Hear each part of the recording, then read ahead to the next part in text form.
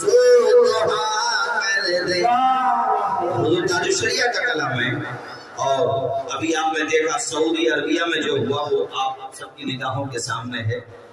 جو تماشا وہاں پر چل رہا ہے وہ آپ نے سب نے دیکھا.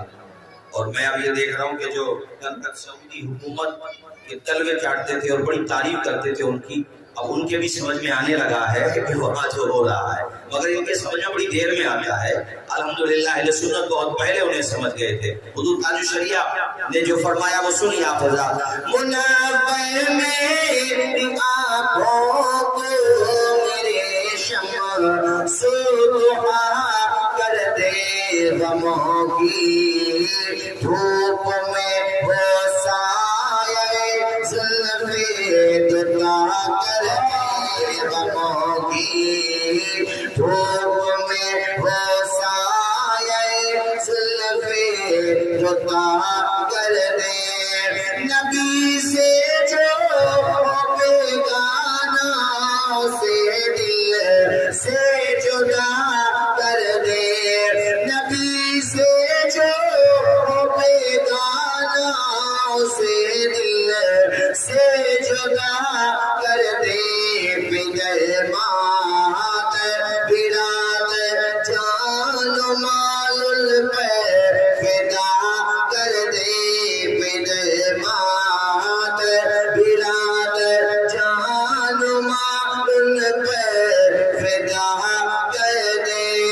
مجھے کیا فکر ہو آخر میرے آقا ہے وہ یار، مجھے کیا فکر ہو آخر میرے آقا ہے وہ یار. بلاؤں کو جو خود میری گرفتار بلا. کتاب الغیوبی میں ایک واقعہ سنا کر کے میں آپ حضرات سے رخصت ہونا چاہوں گا. چونکہ ماں باپ کے حوالے سے بھی مجھے تھوڑا سا بولنا تھا، وہ بات رہ گئی، اس کو مکمل کر کے تقریر ختم کرتا ہوں. کتاب الغیوبی کے مصنف نے لکھا ہے کہ ایک بستی میں چند حضرات کا گزر ہوا تو وہ رات میں انہوں نے وہیں پر قیام کیا. ایسی بستی تھی جہاں چند مکانات بنے ہوئے تھے، باقی بنجر جگہ پڑی تھی، تو رات میں وہ وہیں پر رک گئے.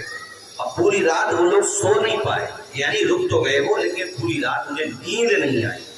اور نیند نہ آنے کی وجہ یہ تھی کہ پوری رات بھیانک آواز، جو گدھے کی آواز ہوتی ہے وہ سب سے بری آواز ہوتی ہے. گدھے کی آواز پوری رات ان کے کانوں میں سے ٹکراتی رہی، جس کی وجہ سے ان میں سے کوئی نہیں سو پائے. تمام حضرات جاگ کر رہے، پریشان رہے. اچھا گدھے کی آواز کی مذمت قرآن میں بھی آئی ہے. ان انکر الاصوات لصوت الحمیر، سب سے بری اگر کوئی آواز ہوتی ہے تو وہ گدھے کی آواز ہوتی ہے. تو صبح جب ہوئی تو انہوں نے آپس میں ایک دوسرے سے بات کی کہ یار رات ہم لوگ سو نہیں پائے، اتنی مکروہ آواز تھی، کسی کو نیند نہیں آئی، آخر یہ آواز آئی کہاں سے؟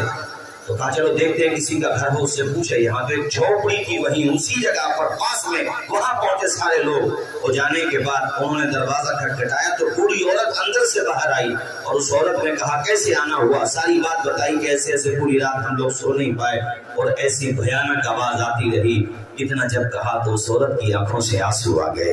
وہ عورت آبدیدہ ہو گئی، رونے لگی وہ خاتون. اور اس خاتون نے آبدیدہ ہو کر کے کہا یہ جو پوری رات تمہیں گدھے کی بھیانک آواز آ رہی تھی یہ کوئی اور نہیں ہے، میرا اپنا ہی بیٹا ہے.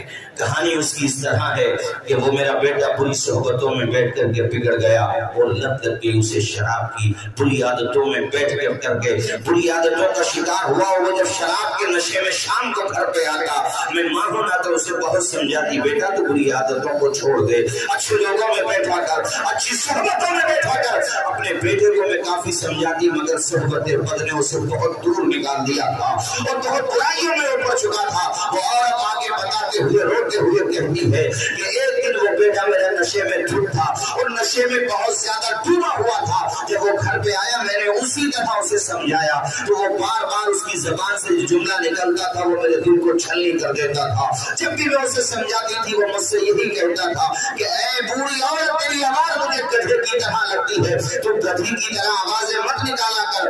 گویا کہ وہ مجھے روزانہ گدھی کہہ کر کے بلاتا تھا. آخر ماں کے ساتھ انسان کا دل بھی جو ہے میرے دل سینے میں. ایک دن مجھے اتنا غصہ آیا کہ میری زبان سے بے ساختہ یہ نکلا کہ میں تو گدھی نہیں ہوں اور نہ ہی میں کوئی تجھے بری بات سمجھاتی ہوں, لیکن تو اگر مجھے ایسی باتیں کہتا ہے تو اللہ تعالیٰ تجھے اس عذاب میں گرفتار کر دے. میری زبان سے یہ بد دعا نکلنا تھی کہ قبول ہو گئی میری یہ بد دعا, اور وہ بیماری کا شکار ہو گیا, مہلک بیماری کی زد میں آ گیا, یہاں تک کہ وہ فوت ہو گیا, مر گیا. جس دن سے وہ مرا ہے اس کو دفن کیا گیا ہے. سورج ڈوبنے کے بعد رات میں جو گدھے کی آواز آتی ہے وہ کسی جانور کی آواز نہیں ہے, وہ میرے ہی بیٹے کی قبر سے آواز آتی ہے. ساتھیوں, ماں باپ کی توہین کا انجام یہ ہوتا ہے. اپنے ماں باپ سے بدتمیز مت بولا کرو, انہیں گالیاں مت دیا کرو, ان کے لیے اناپ شناپ جملے مت بولا کرو. اگر وہ تمہارے ساتھ ناانصافی بھی کر رہے ہیں تو خدا کے یہاں جواب دے وہ ہوں گے. تم اپنی زبان سے ایسے نازیبا جملے ان کے لیے مت بولو جس سے ان کی دل شکنی ہو جائے. البتہ ماں باپ سے یہ عریضہ ضرور کرو گا, انہیں نصیحت تو نہیں کر سکتا مگر ان کی خدمت میں یہ عریضہ ضرور کرو گا. اگر تمہارے 4 بیٹے ہیں, 5 یا 6 یا 7 8 10 جتنے بھی بیٹے ہیں, مطلب یہ ہے تمہارے چند اگر بیٹے ہیں تو ان میں آپس میں تم بھی ناانصافی مت کرو. شریعت نے جو حق رکھا ہے اسی اعتبار سے سب کو دیکھو. ہاں, قلبی میلان کسی کی طرف زیادہ ہو سکتا ہے, یہ فطری تقاضا ہے, مگر جب تم انہیں حق دیا کرو, بٹوارے کیا کرو تو ان کے درمیان ناانصافی مت کیا کرو, انصاف کیا کرو, چونکہ اللہ کے یہاں سوال سب سے ہونا ہے. میرے ساتھیوں, ماں باپ کے لیے بھی میں یہ نصیحت, ماں باپ کو بھی یہ میں ان کی خدمت میں عریضہ پیش کر رہا ہوں, اور اولاد کو تو میں نصیحت کر ہی رہا ہوں کہ آپ حضرات کے ماں باپ ہیں, ان کی آپ خدمت کریں. اگر وہ زیادتی بھی کرتے ہیں تو برداشت کر لیں. دوسرے بھائی خدمت نہ کرتے تو خربوزے کو دیکھ کے خربوزہ رنگ نہ بدلے, بلکہ اپنا ذہن بدلو اور یہ سوچو کہ یہ ماں باپ کی خدمت نہیں کرتے, ان کی بدنصیبی ہے. میں ماں باپ کی خدمت کروں گا, یہ میری خوش نصیبی ہوگی. کسی کو گھر ملا حصے میں یا کوئی دکا آئی, میں گھر میں سب سے چھوٹا تھا, میرے حصے میں ماں آئی. اپنے ماں باپ کی جتنی بھی ہو خدمت کریں, ورنہ یہ واقعہ دیکھو میں آپ کو سنا رہا ہوں. اللہ اکبر کبیرہ. توجہ فرمائیے گا. ان تمام لوگوں نے بوڑھی عورت سے کہا, اچھا اس کی قبر قریب ہے کیا؟ انہوں نے کہا ہاں قبر قریب ہے نا, جہاں تمہارا خیمہ لگا تھا اس سے بالکل متصل اس کی قبر ہے, وہیں سے تو وہ گدھے کی طرح آواز آ رہی تھی. کتاب القریوبی کا مصنف لکھتا ہے یہ تمامی حضرات پہنچے قبر پر, اور قبر پہ جب پہنچے تو قبر پھٹی ہوئی تھی, حیرت میں پڑ گئے, پیروں تلے زمین کھسک گئی اور روم کے کھڑے ہو گئے. دل پہ ایک چوٹ لگی, کی گئے در سے دیکھا, آسمان کو بڑی حسرت کی نظر سے دیکھا. ان کی نگاہوں کے سامنے منظر یہ تھا کہ قبر میں جو لاش پڑی ہوئی تھی اس لاش کا آدھا حصہ یعنی ناف سے لے کے سر تک یا سینے سے لے کے سر تک جو حصہ تھا وہ گدھے کی شکل میں تبدیل ہو چکا تھا, باقی جو حصہ تھا وہ انسان کا حصہ تھا. اب آپ دیکھ لیں, ماں باپ کی نافرمانی اور شراب کی عادت نے اس انسان کو تباہ و برباد کر دیا.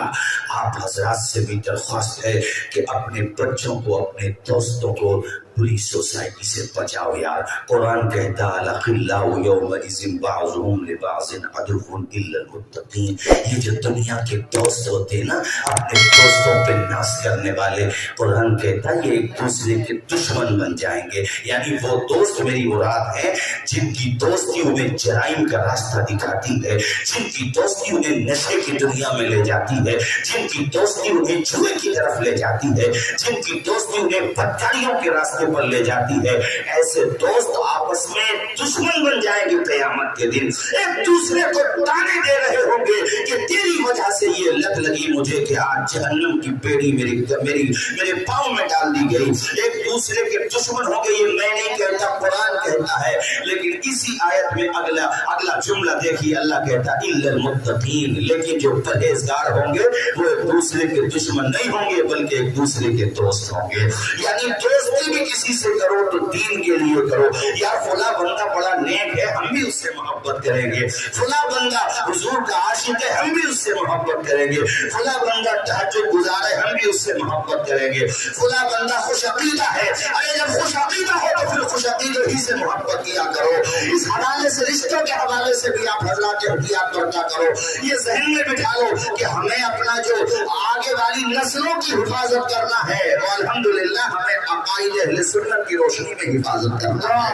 वरना अगर आपने इस वक्त इन तमाम चीजों पर तवज्जो न दी तो नतीजे अच्छे नहीं आएंगे। ऐ मेरे साथियों, ये चंद बातें मैंने आप हजरात से अर्ज की, माँ बाप के हवाले से भी मुख्तसर सी रोशनी आपके सामने डाली। अल्लाह ताला हम सबको हुस्न अमल की तौफीक रफीक अता फरमाए। और कोई बात गलत निकली हो तो मैं भी कलमा पढ़ता हूँ, मेरे साथ आप भी पढ़े, ला इलाहा, जोर से पढ़े, ला इलाहा इल्लल्लाह मुहम्मदुर रसूलुल्लाह सल्लल्लाहु ताला अलैहि व आलिहि व सहबिहि व बारक व सल्लम। सज्जाद निजामी हमारे साथ तो उनका दौर नहीं गुजरा, लेकिन हमारे कारी यूसुफ रज़ा साहब के साथ उनका बहुत दौर गुजरा। माँ बाप के ताल्लुक से वो तो मिसरे पढ़ा करते थे। अल्लाह ताला उनको गरीब के रहमत फरमाए। वो जीते जी दुनिया में जन्नत का मजा लेंगे, दुनिया में जन्नत का मजा लेंगे, जो बाप को खुश रखेंगे और माँ की दुआ लेंगे। मेरे साथ पढ़े तमामी हजरात, जो बाप को खुश रखेंगे और माँ की दुआ। अल्लाह ताला बेशक बेशक सुभान अल्लाह। अच्छा कोई बात नहीं, कलमा शरीफ पढ़े, ला इलाहा इल्लल्लाह मुहम्मदुर रसूलुल्लाह सल्लल्लाहु ताला अलैहि वसल्लम। अच्छा पढ़वा दीजिए। अल्लाह ताला अमल की तौफीक रफीक अता फरमाए। आप परेशान बाकी इंशाअल्लाह हजरत ये समझ लीजिए वुजू फरमा रहे हैं, और वुजू करने के बाद एक बाअमल आलिम दीन अल्हम्दुलिल्लाह जय्यद आलिम दीन, जिन्होंने सिर्फ तकरीरों से नहीं बल्कि तहरीरों से भी दीन की खिदमत की है माशाअल्लाह, और दीन का बड़ा काम किया है। आसान ज़बान में उन्होंने किताबें लिखी हैं। अगर उनके ड्राइवर साहब किताबें लाए हों तो वो किताबें भी आप हजरात ख़रीद लें। बड़ी अच्छी अच्छी साफ़ सुथरी सीधी सच्ची ज़बानों में, यानी जो आम पब्लिक के समझ में आ जाए ऐसी ज़बान में किताबें भी लिखी हैं उन्होंने, और वो इंशाअल्लाह बस कुछ ही देर में तशरीफ़ लाएंगे, तब तक जो है एक नात शरीफ हो जाएगी। अल्लाह ताला हम सबको अमल की तौफीक अता फरमाए।